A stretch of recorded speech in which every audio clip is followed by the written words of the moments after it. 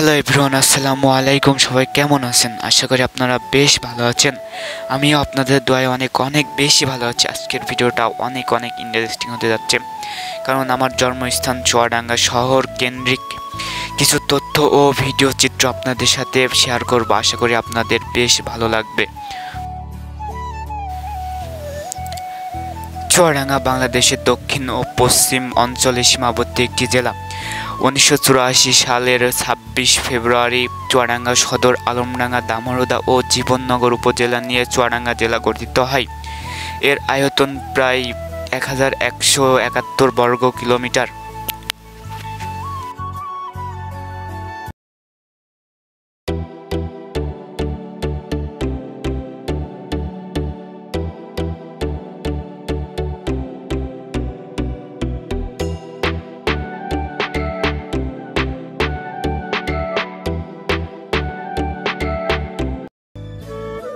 এই জেলায় রয়েছে সুদীর্ঘ ইতিহাস। চুয়াডাঙ্গা ছিলেন স্বাধীন বাংলাদেশের প্রথম রাজধানী। 26 মার্চ 1971 বাংলাদেশের স্বাধীনতা দিবস, আর 17 এপ্রিল 1971 মুজিবনগরে প্রবাসী সরকার শপথ গ্রহণ করে।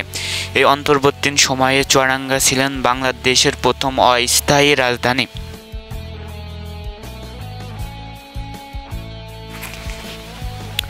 চুয়াডাঙ্গার নামকরণ সম্পর্কে ব্যথিত আছে যে এখানকার মল্লিক বংশের আদিপুত্র চুঙ্গ মল্লিক নামে এই জায়গার নাম চুয়াডাঙ্গা হয়েছে।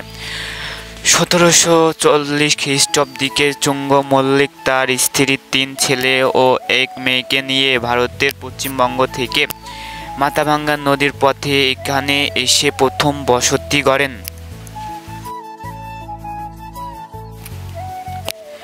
1997 সালের এই রেকর্ডে এই জায়গার নাম চুয়াডাঙ্গা উল্লেখ রয়েছে। ফার্সি থেকে ইংরেজিতে অনুবাদ করার সময় উচ্চারণ বিকল্পিত কারণে বর্তমান চুয়াডাঙ্গা নামটা এসেছে। শহরের মধ্য দিয়ে মাথাভাঙ্গা নামক একটি নদী বয়ে গেছে। এক সময়ে মাথাভাঙ্গা নদী ছিলেন অঞ্চলের যাতায়াতের প্রধান মাধ্যম। নদীপথে যাওয়া যেত কলকাতা অবধি। নদীর নামেই এই ব্রিজটি ও নাম মাথাভাঙ্গা ব্রিজ রাখা হয়, যেটি চুয়াডাঙ্গা থেকে পার্শ্ববর্তী জেলা মেহেরপুরের সাথে সংযোগ করেছে।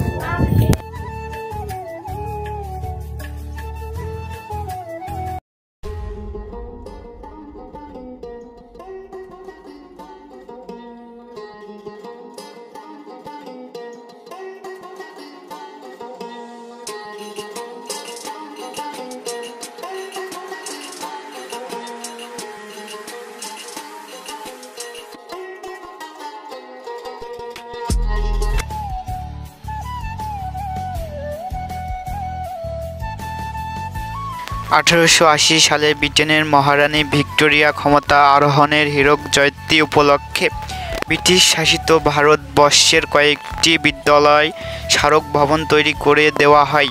চুয়াডাঙ্গা ভিক্টোরিয়া জুবিলি, সংক্ষেপে ভিজে হাই স্কুল, সেই স্মৃতি ধারণ করে আছে।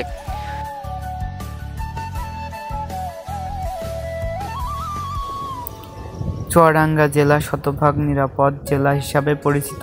জেলায় একটি বেসরকারি বিশ্ববিদ্যালয়, 11টি মহাবিদ্যালয়, 140টি মাধ্যমিক বিদ্যালয় ও 445 সরকারি প্রাথমিক বিদ্যালয় রয়েছে। মাদ্রাসা রয়েছে 39টি, যুব উন্নয়ন প্রশিক্ষণ কেন্দ্র রয়েছে একটি, টিটিসি একটি, পিটিআই রয়েছে একটি।